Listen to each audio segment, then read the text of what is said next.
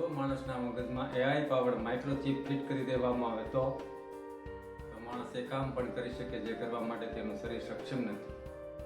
આ આઈડિયા પર હોલિવૂડમાં the terminator સિવાય ઘણી ફિલ્મો બની ચૂકી છે, પરંતુ આ તો ફિલ્મની વાત થઈ. શું હકીકતમાં આવું બની શકે?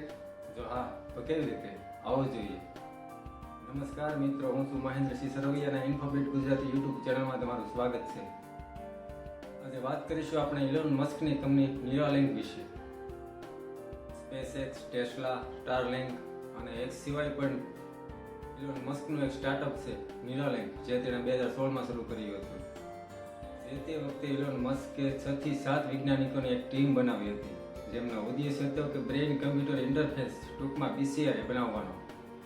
સૌથી સરળ રીતે કહું તો ઇલોનભાઈ અને તેની કંપનીના વૈજ્ઞાનિકોને એવી ચીપ બનાવી હતી કે જેના દ્વારા લકવાગ્રસ્ત અને શારીરિક રીતે અક્ષમ વ્યક્તિ પણ પોતાનું રોજનું કામ સામાન્ય વ્યક્તિની જેમ કરી શકે.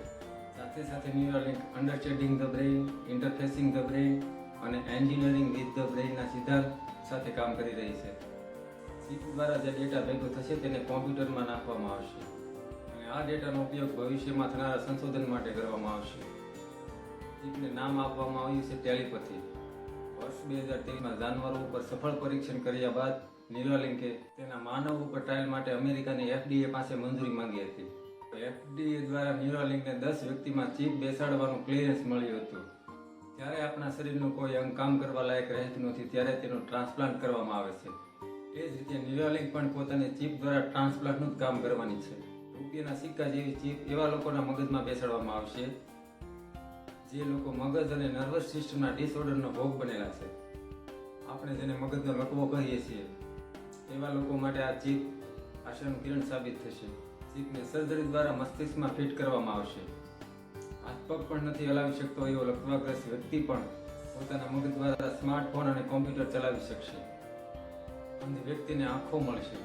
માનવ પર ટ્રાયલ કરવાની જે માંગ ન્યુરાલિંકે FDA પાસે કરી હતી તેમાં તેને મંજૂરી પણ મળી ગઈ અને ટ્રાયલ પણ થઈ ગઈ.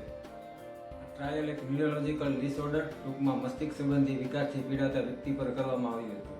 ન્યુરાલિંકના જણાવ્યા પ્રમાણે ચીપ ઇમ્પ્લાન્ટ સફળ રહ્યું અને જલ્દી ઝડપથી સાજો પણ થઈ રહ્યો છે. ઇલોન મસ્કનું કહેવું છે કે શરૂઆતનું પરિણામ જોઈને ઉત્સાહ વધ્યો છે. આખરે કંપનીનો એક જ ધ્યેય છે કે ન્યુરોલોજીકલ ડિસઓર્ડરથી પીડાતા વ્યક્તિનું જીવન સરળ બનાવવું. તો મિત્રો, કેવો લાગ્યો વિડીયો?